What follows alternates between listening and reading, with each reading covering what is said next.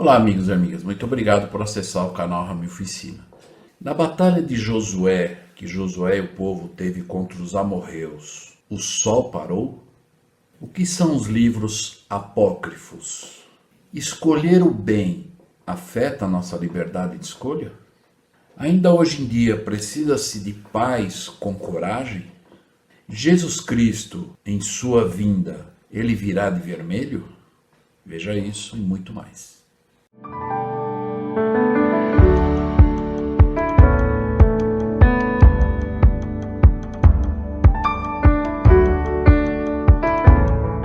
Olá, amigos e amigas, muito obrigado por acessar o canal Ramilfo Ensina. Então agora nós vamos para a segunda parte do livro de Josué. Lembrando apenas, aqueles que não se inscreveram no canal Ramilfo Ensina, por favor se inscrevam, convide outras pessoas para se inscreverem também, ative o sininho e compartilhe esses vídeos com as pessoas que vocês gostariam. Muito obrigado. Então nós vamos ver a continuação aqui do livro de Josué e nós vamos ver um episódio em que Josué recebeu uma missão do Senhor para batalhar contra o povo dos amorreus. Só que a missão que ele recebeu, ele tinha um prazo para cumprir, e esse prazo ia além de 24 horas. Então, vamos ver o que aconteceu lá em Josué, capítulo 10, e do versículo 12 a 14. E então, lá no capítulo 10, 12 a 14, diz o seguinte: Então Josué falou ao Senhor no dia que o Senhor deu os amorreus na mão dos filhos de Israel. Então o Senhor havia dito: olha, os amorreus estão nas suas mãos, né? Vocês vão vencer a batalha. E disse aos olhos dos israelitas: Sol, detente em Gibeon, e tu, lua, no vale de Aljadon. E o sol se deteve, e a lua parou, até que o povo se vingou dos seus inimigos. E isto não está escrito no livro de Jasher? O sol, pois, se deteve no meio do céu e não se apressou a pôr-se quase o dia inteiro. O livro de, na verdade, Jasher e algumas edições da Bíblia falam o livro do reto, é o mesmo, tá? Então, se olhar lá em cima da palavra, do nome, na verdade, Jasher, tem a letrinha B, remete ao rodapé, e nós vamos ver lá que é as escrituras perdidas, e aí que está se referindo ao livro do reto. No versículo 14 ele diz: E não houve dia semelhante a este, nem antes nem depois dele, ouvindo o Senhor assim a voz de um homem, porque o Senhor pelejava por Israel. Então vamos ver aqui que, na verdade, Josué ele tinha que batalhar até que chegasse e vencesse, e ele tinha um prazo. E aí ele pediu para o Senhor parar o sol, né? Embora aqui está registrando no versículo 13, e o sol se deteve, né? E a lua parou. Então nós vamos ver aqui, que por isso que voltamos novamente a falar da importância das revelações modernas. Lá no livro de Elamã, capítulo 12, nós vamos ver uma explicação em relação a esse episódio aqui, o que aconteceu mesmo. Na verdade, o sol não parou. Nós vamos ver exatamente o que aqui no livro de Elamã, Nefe, ele estava explicando. A partir do versículo 13 até o 17. Então está dizendo lá: Sim, e se ele diz à terra, move-te, ela se move. Então ele está falando do poder de Deus. Sim, e se ele diz à terra, volta para trás, a fim de que se prolongue o dia por muitas horas, isso é feito. E assim, segundo sua palavra, a terra volta para trás, parecendo aos homens que o sol está parado. Sim, e eis que assim é, porque certamente é a terra que se move e não o sol. E eis também que se ele diz às águas do grande abismo, secai, assim sucede. Como nós vimos no milagre de Moisés atravessando o Mar Vermelho com o povo. E eis que se diz a esta montanha, ergue-te e vai e cai sobre aquela cidade, para que seja soterrada, eis que assim sucede. Então aqui ele está, na verdade, reconhecendo e ao mesmo tempo revelando o poder que Deus tem em relação a isso. Então, na verdade, o que está registrado em Josué de que o sol parou, nós aprendemos através do livro de Mórmon que não é o sol que parou. O Senhor tem o poder, porque na verdade a Terra ela tem uma rotação. E o Senhor então ordenou que a Terra voltasse para trás ao invés de ir para frente. Então pareceu que o Sol é que parou, mas é a Terra que estava voltando, né? E vamos ver aqui uma explicação. O livro de Mórmon deixa bem claro que foi a Terra e não o Sol que parou no milagre operado por Josué. Mórmon, falando sobre a força e poder de Deus, escreveu o seguinte: temos assim as palavras de um profeta do livro de Mórmon, confirmando o fato de que Deus pode e fará, se necessário, com que a Terra pare seu movimento de rotação, a fim de aumentar o período do dia, considerando que no momento em questão ele estava lutando para conceder a vitória a Israel, este foi um de seus meios para consegui-lo. Se tivermos alguma dúvida sobre a disposição ou habilidade do Senhor de interromper os movimentos costumeiros dos corpos celestes, como poderíamos explicar fenômenos semelhantes aos seguintes? Nós vamos ver algumas escrituras que mostram, até nas revelações modernas, desses fenômenos, né? E o Senhor dizendo que é possível. Agora, nós temos que entender que o Senhor criou a terra e os céus, o Senhor determinou os movimentos de todas as estrelas e planetas, então elas obedecem às ordens do Senhor. Se nós lermos o Império de Grande Valor e Abraão, né, fala a respeito disso, que o Senhor ele criou, ordenou que elas cumprissem a medida da sua criação, e diz lá que o Senhor vigiou até que elas obedecessem, né? Então elas obedeciam, mesmo que se fosse para fazer algo, como a Terra tinha rotação, o Senhor falou: agora volta para trás, para que eu possa cumprir um propósito lá com Josué, e isso aconteceu. Então nós vamos ver algumas escrituras que reforçam esse poder de Deus.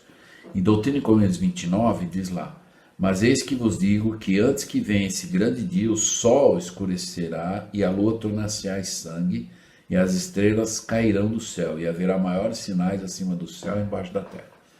Esse é o poder de Deus. Outra escritura também é Doutrina e Convênios 45. E verão sinais e maravilhas, pois serão mostrados em cima dos céus e embaixo da terra. E verão sangue, fogo e vapores de fumaça. E antes que venha o dia do Senhor, o sol se escurecerá e a lua tornar-se-á em sangue e as estrelas cairão do céu. Uma outra escritura, Doutrina e Convênios 88, versículo 87. Pois em pouco tempo a terra estremecerá e cambaleará de um lado para o outro, como um homem embriagado, e o sol esconderá sua face e recusará sua luz, e a lua será banhada em sangue, e as estrelas tornar-se-ão muito zangadas, e lançar-se-ão para baixo como o figo que cai de uma figueira. E uma última escritura: e o Senhor estará vestido de vermelho, e suas vestes serão como a do que pisa no lagar de vinho. Então grandiosa será a glória de sua presença, que o sol esconderá a face de vergonha e a lua reterá sua luz, e as estrelas serão arremessadas de seus lugares. Então, se nós somos lá em Doutrina e Convênios 133, 48 e 49, acho que seria interessante ler a partir já do versículo 46, porque é uma pergunta que é feita e aí responde então nos próximos versículos. Então, a seção número 133 e do versículo 46, diz lá: e dir-se-á, quem é este que vem de Deus no céu com vestido tingidas, com vestes tingidas, sim, das regiões desconhecidas, vestido com seu traje glorioso, andando na grandiosidade de sua força? E ele dirá: eu sou o que fala com justiça, que tem poder para salvar. E aí no 48 revela que o Senhor estará vestido de vermelho, e suas vestes serão como a do que pisa no lagar de vinho. Isso aqui é uma representação, na verdade, do vermelho, ou da veste vermelha, que pisa no lagar de vinho, é que o Senhor expiou os pecados do mundo, suou sangue pelos poros, né? Então essa cor vermelha simbolicamente relembrando o grande sacrifício e o que o Senhor fez para nos resgatar, né? No 49, tão grandiosa será a glória de sua presença que o sol esconderá a face de vergonha, e a lua reterá sua luz, e as estrelas serão arremessadas de seus lugares. E ouvir-se-á sua voz.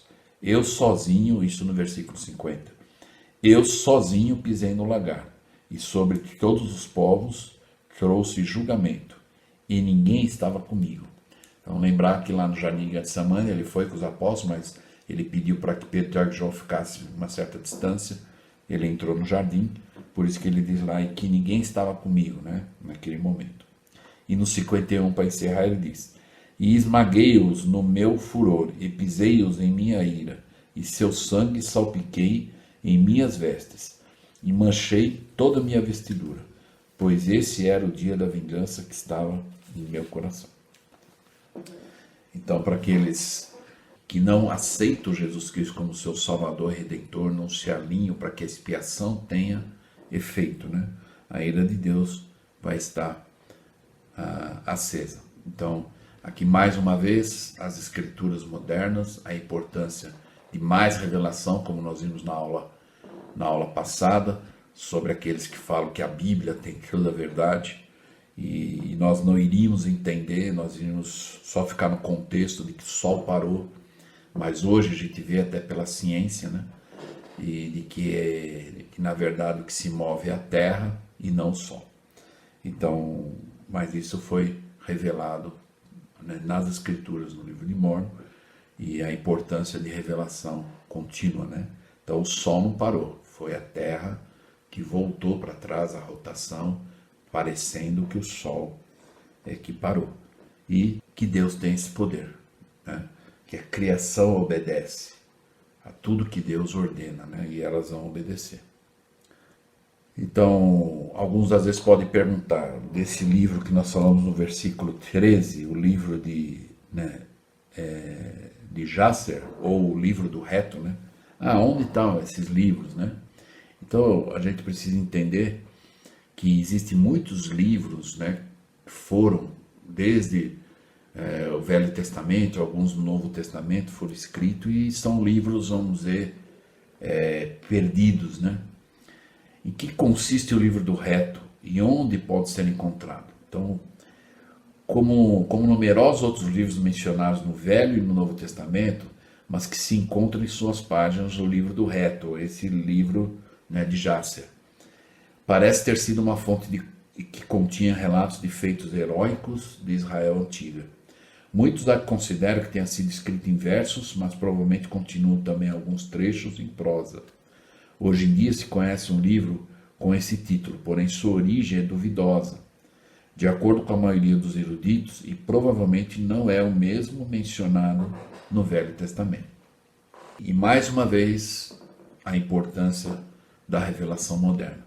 Então, como diz lá, muito provavelmente não era um livro aqui do Velho Testamento, e era um livro de origem duvidosa, né? Mas às vezes são encontrados aí, né? Esses livros, né?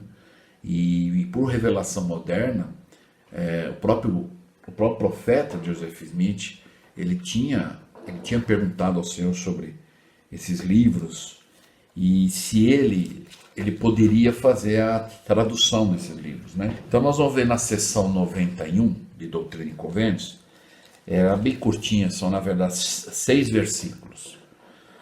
Então vamos ver lá no início, no cabeçalho, como que o profeta José Smith recebeu essa revelação.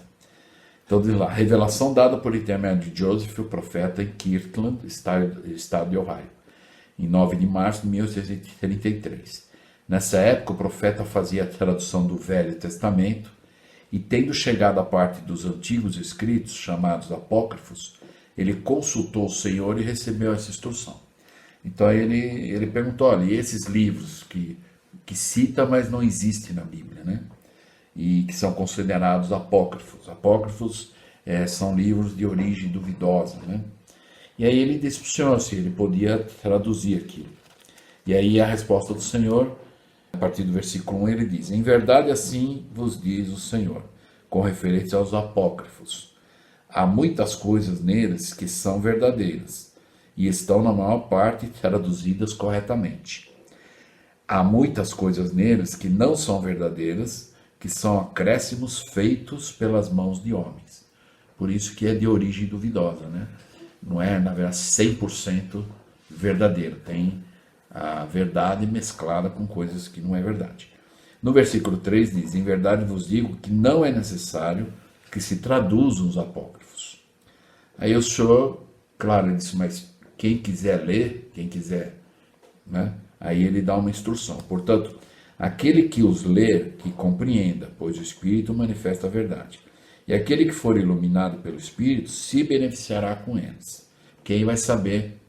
Porque muitas vezes a gente lê as Escrituras e tem que saber entender o contexto correto, a verdade que realmente aquele versículo, ou aquele capítulo, ou aquela história relata, né? Então, ele vai ser beneficiado e ele vai saber, na verdade, selecionar ou entender aquilo que, não, isso não é correto, mas parte, o que eu estou lendo, parte disso é correto. E aí no 6, ele diz, e aquele que não receber pelo Espírito não poderá ser beneficiado, portanto, não é necessário que sejam traduzidos. Então aí o senhor disse, olha, não precisa traduzir. Se alguém quiser ler, fique à vontade, que faça um estudo correto pelo Espírito e ele vai ter o entendimento e ele vai saber, no meio daquelas onde há verdades, como o senhor falou, tem muitas coisas verdades e muitas coisas que não são verdades. Ele vai saber, na verdade, separar isso, né? Aliado com a doutrina correta, né? Ok? E aí mais um comentário aqui, que é a introdução aos livros apócrifos, né? Que nós estamos vendo. O vocábulo grego que significa coisas ocultas, né? Foi primeiramente utilizado em vários sentidos. Aplicava-se a registros considerados tão importantes e preciosos que precisavam ser ocultos do público em geral e reservado unicamente aos iniciados, o círculo privado dos crentes, né? Naquela época tinha um pouco disso, né? Com o tempo passou a se designar os registros que haviam sido ocultos não por serem extremamente bons, mas porque não eram bons, isto é, ou eram secundários ou questionáveis ou heréticos. Um terceiro tipo de aplicação pode ser atribuído a Jerônimo. Ele conhecia bem as escrituras nos originais hebraico e grego, e para ele, apócrifos eram todos os livros que não se achavam no cânon hebraico. O uso moderno geralmente aceito baseia-se no de Jerônimo. Aí os livros apócrifos, conforme aqui traduzidos, consistem em 15 livros, ou parte desses livros. E aqui tem uma lista dos 15 aqui, né? O primeiro livro de Esdras, o segundo livro de Esdras, Tobias, Judite, adições do livro de Esther, a sabedoria de Salomão, Eclesiástico ou sabedoria de Jesus, filho de Siraque, Baruque, uma epístola de Jeremias, o cântico dos 3 hebreus, Daniel e Susana, Daniel, Bel e o dragão, a oração de Manassés, o primeiro livro de Macabeus e o segundo livro de Macabeus.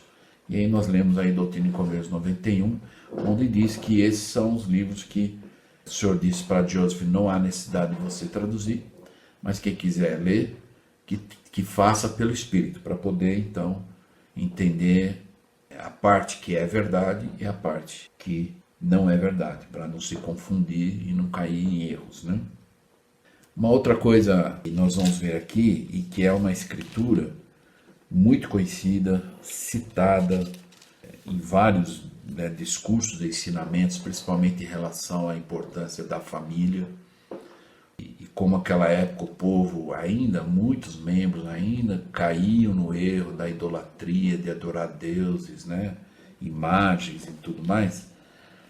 Então lá no versículo, vamos ver o versículo 14 e 15 de Josué 24. E agora, pois, temei ao Senhor e servi-o com sinceridade e com verdade, e deitai fora os deuses aos quais serviram vossos pais, além do rio e no Egito, e servi ao Senhor. Então Josué lembra lá que nós vimos na primeira parte dessa aula, onde o Senhor disse para ele não se apartar da palavra desse livro, né? e ensinar a doutrina, que o Senhor estaria com ele e ele teria sucesso. E ele estava fazendo exatamente o que o Senhor... Então ele estava, na verdade, fazendo o que o líder tem que fazer. Ele estava representando Deus para o povo e não o povo para Deus. Aí no versículo 15 diz lá: porém, se vos parece mal aos vossos olhos servir ao Senhor, escolhei hoje a quem servais, se os deuses a quem serviram vossos pais, que estão além do rio, ou os deuses dos amorreus, em cuja terra habitais. Porém, eu e a minha casa serviremos ao Senhor. E aí então ele deu, de uma certa forma, um checkmate no povo e disse: olha, se vos parece mal se alinhar com a vontade de Deus, estudar as Escrituras, vem, segue-me, ir na igreja todo domingo, né? Cumprir o seu chamado da melhor forma possível que você puder, cuidar da sua família, dentro dos princípios do Evangelho, vivendo o Evangelho, sendo o exemplo para poder não empurrar, mas chamar, venham até onde eu já estou, né? Nós vemos vários exemplos. Leí, quando chamou sua família para a árvore da vida, ele já estava lá. Ele não falou, vai lá, é bom para você, e ficou de fora. Ele já estava lá e ele disse. Por isso que, não por acaso, o curso Vem, Segue-me, né? É o que o Senhor sempre dizia, vem e segue-me. E o Senhor já era o exemplo, é o exemplo, e sempre estava, né, na verdade, ensinando para que as pessoas fizessem o que ele já fez ou estava fazendo. Então esse é realmente o real significado, né, de nós podermos viver o Evangelho na prática da maneira correta. Um dos apóstolos da igreja antiga, chamado Erastus Snon, ele disse algo interessante em relação a isso. Falando a respeito de que algumas pessoas sentem que o fato de serem obedientes a Deus impõe certas restrições ao seu arbítrio. O que ele quer dizer com isso, né? Fez uma colocação interessante acerca de escolhermos, né, seguir a Deus. Porque muitas pessoas hoje falam sobre o escolher entre o bem e o mal, e nós sabemos disso, é o bem e o mal. Mas as pessoas que escolhem o mal, elas estão usando a liberdade de escolha. Muitos falam assim, eu sou livre, eu faço o que eu quiser com o meu corpo, eu faço o que eu quiser com a minha vida, né? E é verdade, ela tem a liberdade de escolha, mas muitas pessoas às vezes parece que dirigem a liberdade de escolha só quando é escolhido o mal. E alguns esquecem que quando a pessoa escolhe o bem, ele também está usando a liberdade de escolha dele, né? Então isso é uma coisa boa, importante e precisamos fazer. Então é o que o Elder Snow está ensinando. Ele diz lá, se o bem e o mal são colocados à nossa frente, a pessoa que escolhe o bem e recusa o mal não demonstra o seu arbítrio e coragem tanto quanto a que escolhe o mal e recusa o bem? Ele falou, é igual. A liberdade de escolha não é só a questão da pessoa dizer, a pessoa que escolheu o mal, ela sim usou a liberdade de escolha, porque ela é livre. Ou às vezes algumas pessoas dizem que os mandamentos, ou por ser membro da igreja, que precisa seguir, como nós vimos lá na primeira parte da aula, que o senhor falou que ia dar um modelo em todas as coisas, e algumas pessoas falam, mas se eu ficar seguindo um modelo, onde fica a minha liberdade de escolha? Então é o que nós temos que entender. A nossa liberdade de escolha é escolher entre o bem e o mal. E o Senhor, isso ele até foi o que ele nos defendeu lá, da razão que Lúcifer foi expulso da presença de Deus, né? Que ele queria tirar isso de nós. Então, quando nós escolhemos o bem, nós estamos fazendo uso da liberdade. Nós estamos tendo coragem de usar, não é? De fazer a escolha certa. Aí diz, ou será que a independência dessa coragem está sempre toda do lado daquele que pratica o mal? Aí ele diz, deixo ao vosso encargo responderes a esta pergunta em vossa mente.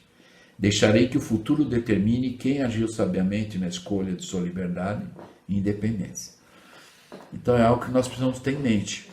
Se você é aquela pessoa que às vezes se encontra numa encruzilhada, e aí você vai avaliar, meditar sobre aquilo, o que você tem que fazer, escolher, e você escolheu certo, você também fez uso da sua liberdade de escolha, ou livre-arbítrio, né? E aí o Elder Snow falou, eu vou deixar para vocês julgar isso e pensar. E ao mesmo tempo ele falou assim, Agora, não vamos esperar no último dia do julgamento final, sabe? Bom, agora eu quero saber se eu fui bem ou se eu fui mal. Se eu escolhi o certo ou errado. Então, como o senhor disse, ele dá um modelo em todas as coisas. O modelo que é as escrituras, os manuais, os profetas vivos, estão nos instruindo qual é o melhor caminho, na verdade, necessitamos viver para estarmos alinhados com Deus. E aí eles estão dizendo, olha, o caminho certo é esse, agora a escolha é de cada um. Então, se nós realmente entendermos e sabermos, né, só pelo fato de um profeta falar, é impossível que ele vai desviar. E Deus não vai permitir que um profeta desvie o seu povo. Se ele fizer isso, Deus desobriga ele, né? Então, um profeta nunca vai desviar ou desorientar um povo. Então, aquilo que ele falar, nós podemos até meditar e ver a melhor maneira de fazer, mas a escolha, de uma certa forma, já está dita. Olha, o melhor caminho é esse. Quem quiser se aliar com Deus vai ter que escolher esse caminho aqui, não aquele. Só que aí a maneira como vai fazer, aí é que nós vamos meditar, pedir ajuda para Deus, né? Porque os desafios são diferentes. E ele diz, Josué disse a antigo Israel, escolhei hoje a quem sirvais, se o Senhor é Deus, serviu, se Baal, serviu, porém eu e minha casa servirmos ao Senhor. Então ele falou, se vocês acham que Baal é o Deus verdadeiro, segue ele. E aqueles que acham que é o Senhor, segue ele também. Mas ele falou, mas eu e a minha casa vamos seguir o Senhor. E aí ele diz, creio que o que devemos aprender são os princípios verdadeiros, que certamente nos conduzirão à obtenção da paz, abundância e felicidade neste mundo, em glória e exaltação no mundo vindouro. E aí nós temos uma referência lá do livro Jesus o Cristo, na nota 4, página 115, que também fala sobre esses livros apócrifos, né? Então quem quiser entender um pouco mais, leia lá no livro Jesus o Cristo, nessa página 115, nota 4. E vai falar um pouquinho mais desses livros e as revelações. Mas a importância do que o Elder Snow está dizendo aqui é que nós precisamos entender que as nossas escolhas para o bem, nós estamos usando a nossa liberdade de escolha. E é isso que o Senhor espera de nós. O Senhor, ele dá o caminho, ele mostra o caminho, mas não obriga ninguém. Nós vemos várias escrituras que o Senhor diz, né? Aquele que quiser vir beber da água da vida, venha. O que não quiser vir, não venha. Mas no último dia, aí cada um vai responder de acordo com as suas escolhas, né? Então, para encerrarmos, eu queria até, na verdade, convidá-los, eu não sei quantos já estudaram esse discurso, conhecem esse discurso, né? Inclusive, se vocês olharem aqui a referência, é da Linha Rona, na Conferência Geral de Outubro de 1970.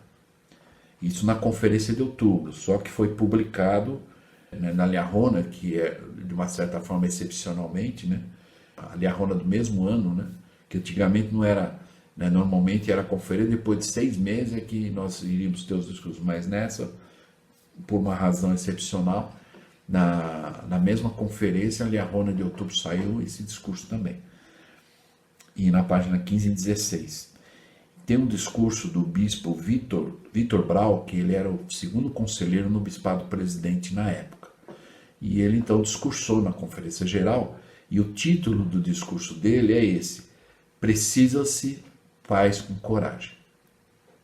Aqui eu vou usar só duas citações dele, parte do discurso, que eu achei relevante, mas eu os convido a estudar o discurso na íntegra. E é interessante, 1970.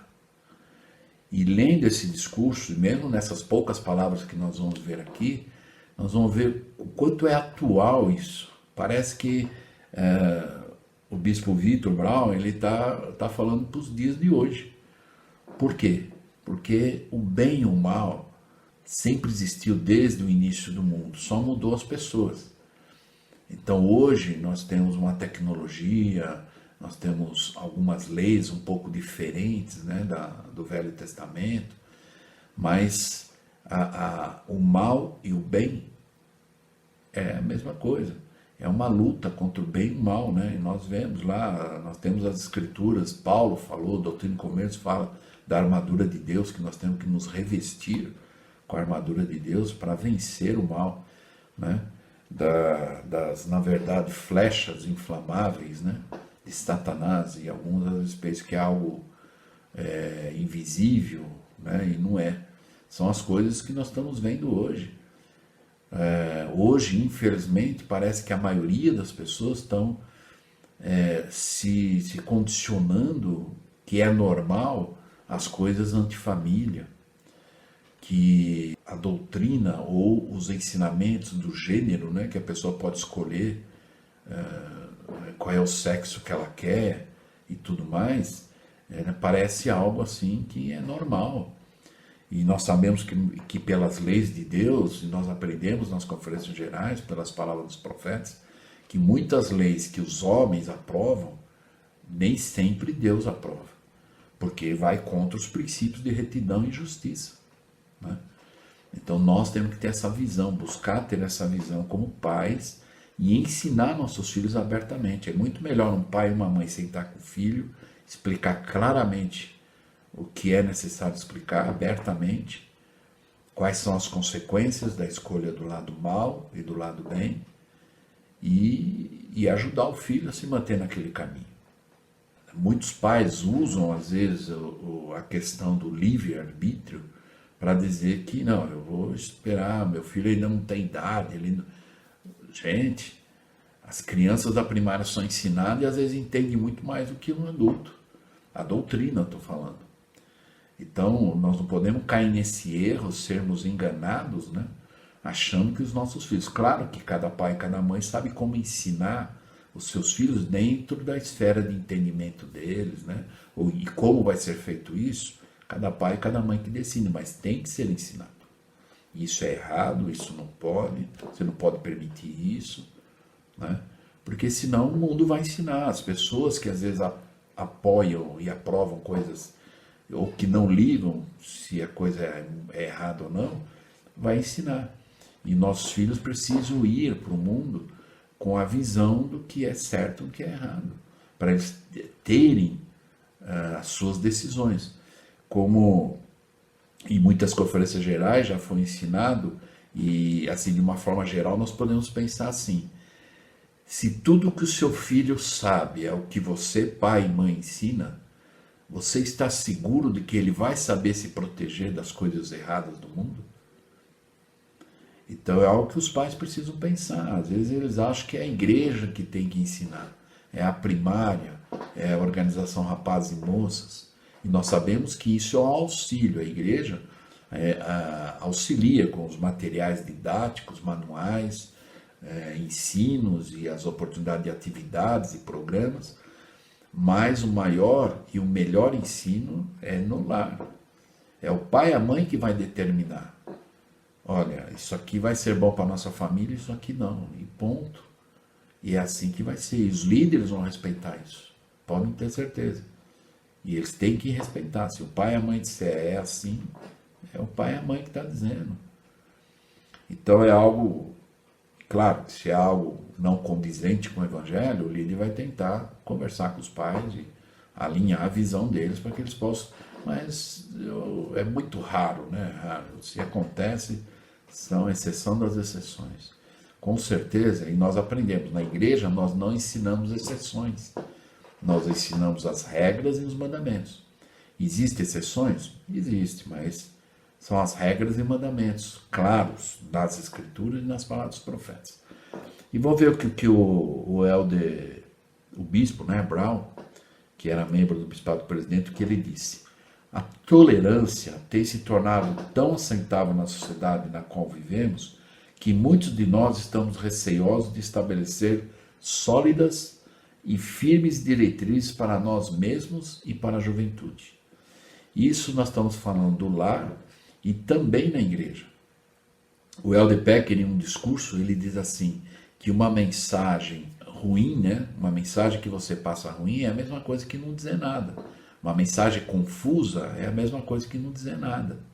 E eu falo em relação a isso, por exemplo, sólidas e firmes diretrizes para nós e para a juventude da igreja. Então isso, né, para os pais com seus filhos e os líderes perante a juventude da igreja. Nós temos que sempre buscar fazer atividades com elevados níveis de padrão. Um padrão, né, totalmente longe, elevado, comparado ao que acontece no mundo. Nós não podemos achar que uma atividade tem que chegar quase próximo ao que acontece no mundo só para agradar os jovens. Nós temos que mostrar para os jovens um alto padrão. Se você quer herdar o reino celestial, é elevado o padrão, não é perto lá do reino celestial, porque o reino celestial nós já estamos aqui. É a glória que nós vivemos hoje. Então nós temos que elevar esse padrão. E aí ele diz, quão importante é haver regras e padrões pelos quais vivamos e que esses padrões sejam baseados em sólidos fundamentos. É preciso haver significado para os padrões. Então, ensinar o bem e o mal. E pela experiência daqueles que são mais experientes, pais, líderes, ensinar os jovens as consequências, tanto de um lado quanto de outro. E as escrituras ensinam isso também. Nós vemos em várias escrituras, quando nós vemos lá, então vemos que... Então, normalmente, quando a gente lê a escritura e vemos essa frase, então vemos que, já está, assim, de uma certa forma, resumindo uma situação que aconteceu. Então, se um jovem escolhe um mau caminho, e aí ele vai sofrer as consequências, aí alguém vai resumir. Então, vemos que aquele caminho que o Joãozinho escolheu não é bom. Olha a consequência. Ou, então vemos que aquele caminho que o Joãozinho escolheu é bom. E é assim que tem que ser. Então nós temos que ensinar abertamente e da maneira correta. Então eu convido vocês a procurarem esse discurso do Bispo Brown e estudar na íntegra. Até se numa reunião familiar do Vem Segue-me, parte, assim, esse discurso é maravilhoso. E uma outra parte, última parte que eu quero usar do discurso dele, que quase no final ele encerra dessa forma. Necessitamos pais com coragem, que se levantem e defendam o certo, que estejam ativamente envolvidos em todos os níveis de liderança. Precisamos de pais modestos no vestir e no falar e na conduta. Precisamos de pais com coragem que não se envergonhem do Evangelho de Jesus Cristo. Pais com coragem que ensinam aos seus filhos que temos um Pai no céu, que somos seus filhos espirituais, que Ele nos colocou aqui para um grande e glorioso propósito, que nos ama, que tem nos dado o mandamento juntamente com o livre-arbítrio, que receberemos recompensas e punições segundo nossas próprias ações e escolhas. Precisamos de pais com coragem que aceitam todos os mandamentos como sendo dados por Deus, para serem obedecidos por essa razão e por nenhuma outra. Precisamos de pais com coragem que não têm outros deuses diante do Senhor, que não cometem adultério, que não roubam, que não cobiçam a mulher ou o marido do seu próximo, que não dão falso testemunho do seu próximo. Precisamos de pais com coragem que amam o Senhor, seu Deus, com todo o seu coração, e com toda a sua alma e com toda a sua mente, e que amam o próximo como a si mesmos. E ele encerra dizendo e prestando testemunho. É minha convicção, dou testemunho de que este é o único caminho para a salvação da humanidade nessa vida, assim como na vida vindoura. Em nome de Jesus Cristo, amém. E eu gostaria de fazer as minhas palavras o que o Bispo Brown ensinou. Esse é o único caminho para nós podermos conduzir os nossos filhos em elevados padrões. O pai e a mãe com coragem. Coragem para ser o exemplo, coragem para defender o que é certo, mesmo que seu filho esteja errado. Você vai estar ao lado dele, mas vai ajudá-lo a se arrepender. Vai ajudá-lo a ver que a escolha que ele fez, caso ele foi desobediente, ele vai ter que sofrer.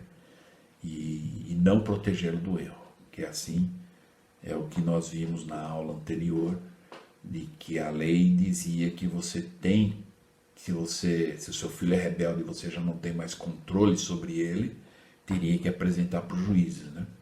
Então, que não precisamos chegar nesse ponto, né? Porque um dia, se quisermos viver em família, como estamos agora, se nos amamos e queremos continuar como família, pais, filhos, netos, e aí vai geração em geração, temos que ter paz com coragem. E é interessante, né? Esse final desse discurso do Bispo Brown. Embora ele falou isso em 1970. Olha a atualidade, a realidade, né? Essas palavras cabem, encaixam perfeitamente nos dias de hoje. Então, que nós não sejamos os pais que estamos abrindo mão da salvação dos nossos filhos, se nós pudermos ajudar e salvar. Então, que nós possamos lembrar, eu lembro de uma foto que eu vi, de uma criança que estava sentada na linha do trem, e o trem estava vindo. E alguém falou para a mãe, olha, seu filho está sentado lá na linha do trem. E a mãe falou, ele tem o livre-arbítrio, se ele quiser sair, ele sai. Qual é o pai e qual é a mãe que vendo o seu filho sentado na linha do trem, e o trem vindo, ele não vai correr lá e vai retirar seu filho de lá, mesmo que seja à força.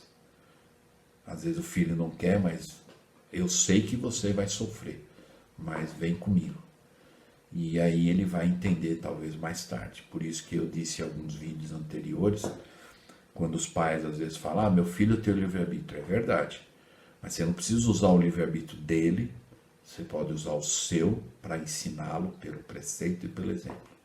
E ajudar a salvá-lo. Até ele ganhar a visão que você tem. E aí um dia ele pode andar. Como nós vimos lá, eu citei aqui, na Pérola de Grande Valor, quando o Senhor criou a terra e os céus, diz lá que os deuses vigiaram a sua criação até que elas obedecessem. E é assim com os filhos, é um princípio, é um padrão. Nós vamos ensinar os nossos filhos, vigiá-los, né, para ver se eles estão indo bem, deixá-los fazer as coisas e ajudá-los, direcioná-los, até que eles sejam obedientes por si mesmos e convertidos. Então eu espero que nós possamos ter aprendido um pouco mais com esse capítulo de Josué, né? E lembrando então que a nossa próxima aula, o nosso próximo estudo vai ser o livro de Juízes, né? Na época onde havia juízes. Então nós vamos aprender muitos princípios importantes também. Espero que eu possa ter ajudado com essa aula e até a próxima aula. Obrigado.